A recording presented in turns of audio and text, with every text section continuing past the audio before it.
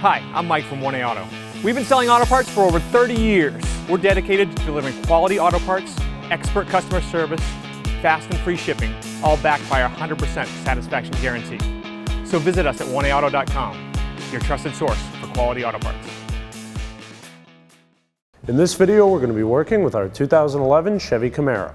We're going to show you how to remove and replace your rear brake pads and rotors. We're showing you this on the passenger side, but the procedure is the same on the driver's side, and we recommend you replace your brakes in pairs.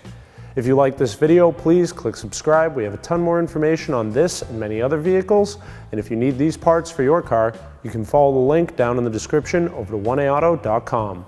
Here are the items you'll need for this procedure.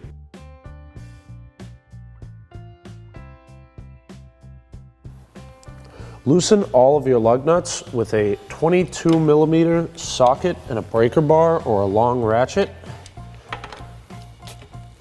Raise and support your vehicle. We're using a lift to make it easier to show you what's going on, but this job can easily be performed at home with the jack and jack stands. Finish removing all of your lug nuts. You should be able to do this by hand now, but you can use a 22mm socket and ratchet if necessary. Remove your wheel and tire. Using a T30 torque socket, a ratchet, and an extension, remove the rotor screw. If yours is stuck, you can use a box end wrench on the lugs like this to counter hold it while you loosen the screw. Loosen and remove the two 14mm caliper guide pin bolts. Do this with a 14mm socket and ratchet. If yours is spinning, you can either get a skinny wrench on the hex of the caliper bolt here, or you can go ahead and grab that with a pair of pliers. These bolts are one-time use only, so be sure if you're removing them, you have a new set to replace them with. Remove your caliper and hang it somewhere safe and out of the way with something like a bungee cord, zip ties, or mechanics wire. Really all you want to do is make sure that you're not putting any stress on the rubber hose. Remove your brake pads. If yours are stuck in there, you can use a flat blade screwdriver or a small pry bar to pop them out. Otherwise, just take them out by hand. Loosen the two 16mm caliper bracket bolts with a 16mm socket and a breaker bar. These bolts are also one-time use, so again, if you're going to be loosening them or removing them, be sure you have a new set handy. And once we've cracked them loose, we'll switch over to a 16mm socket and ratchet. And then remove your caliper bracket from the vehicle. Now your rotor may be stuck on. First, always be sure your e-brake is off so you don't damage that when removing the rotor. If you're not saving the rotor, you can go ahead and hit the faces of the rotor to knock it loose, or if you want to save the rotor because you're getting it turned or just replacing another component, you can hit the hub of the rotor between the studs, and that'll usually free it up enough to get it off. Use a flat blade screwdriver to pop off your brake shims. Now ours aren't in bad shape, so you can just use a wire brush and remove all the dirt and debris from them. As long as they don't have any heavy rust buildup or they aren't broken or have lost that spring, you can just go ahead and clean them like this. Or if yours are really bad, you can always just replace them with a nice new set. Either way, you'll want to use a steel wire brush to bring down all the corrosion and buildup where the actual shims sit in the caliper bracket. You don't have to go crazy here and make these a brand new polished clean surface. You just want to make sure you get the heavy stuff off so your new shims sit on there nice and straight. We'll put a thin coat of brake grease where we just cleaned. This will keep our shims from corroding and getting stuck onto the bracket, as well as helping to prevent any other rust and debris buildup. For the next time we need to do our brakes, we'll just be able to wipe the old grease off and then wipe some new stuff on and save us some time later. Hold the boot and slide your caliper pin out. Wipe off all the old grease with a paper towel. Now this is nice and clean and smooth, so we'll just re-grease this and throw it back in. If you have any heavy rust buildup or corrosion, you'll need to either sand them down and grind them if it's not bad, or if they have some really heavy buildup, they can be replaced. Ours looks good, so we'll just throw some new grease on there and pop it back into the boot. Make sure that it actually seals back into that boot, and then we'll do the same thing with the other pin.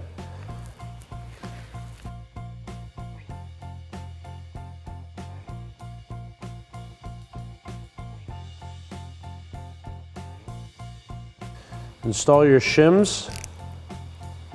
Just pop into place. And then we'll apply some grease to the top of these too. Again, to prevent them from corroding and also to make sure that our pads move smoothly and quietly along the guide.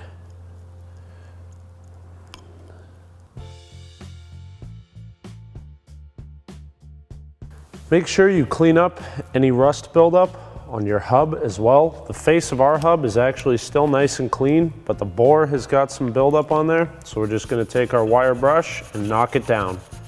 Again, don't need to have a perfectly clean hub when we're done here, but getting this debris off will make our new rotor go on nice and easy and help prevent it from getting stuck on there again in the future. We'll then put a thin coat of grease on here. Same idea, this is just going to prevent rust buildup later on. Make sure our rotors come off nice and easy in the future and save us the headache of needing to clean all this surface down next time. Install your rotor onto the hub backwards and spray down the inner piece here, because this is what's called a drum and hat rotor, which means our e-brake is actually a miniature brake drum that sits inside of here, so this is its contact surface. And then we'll want to spray the back face of the rotor as well to remove the solvent they use to keep these from rusting when they're in the warehouse. Flip the rotor over and install it the right way. Be sure to line up your rotor screw hole with the threads in the hub. We'll spray this side down as well. Reinstall your rotor screw. Now these don't actually have any kind of structural integrity or function to them other than holding the rotor upright when you install your new rotor. So I'm just using my T30 torque socket on the end of an extension just to help keep that upright and make installing our caliper bracket, pads, and calipers a little bit easier. Reinstall your caliper bracket and start your two new 16mm caliper bracket bolts by hand. We'll then bring them down close with our 16mm socket and ratchet.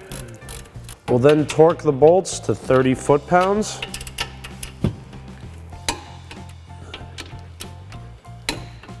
We'll then add 90 degrees to the bolts. Now you could use a torque angle gauge for this, but 90 degrees is pretty easy to eyeball.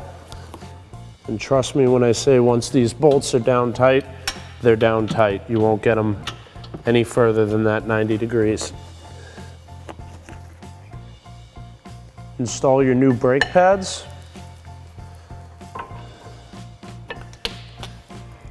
Grease the back side of both your brake pads. This will help prevent them from sticking to our calipers, as well as making sure they're nice and quiet and smooth.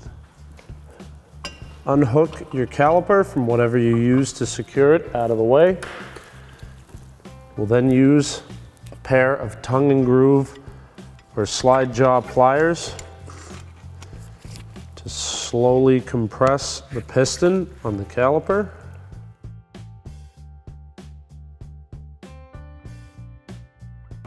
Reinstall your caliper.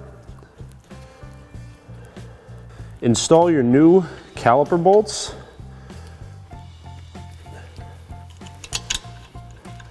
We'll do the same thing. We'll hold the guide from spinning with a pair of pliers and torque these to 20 foot-pounds. The manual does say these bolts are one-time use. However, we don't have to add a degree angle to them to torque to yield, but where the manual says to replace them, we went ahead and threw a new set in.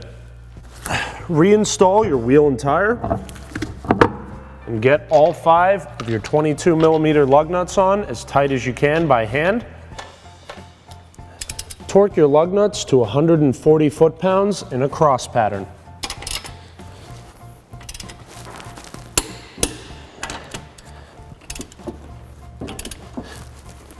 Thanks for watching. Visit us at 1AAuto.com for quality auto parts, fast and free shipping, and the best customer service in the industry.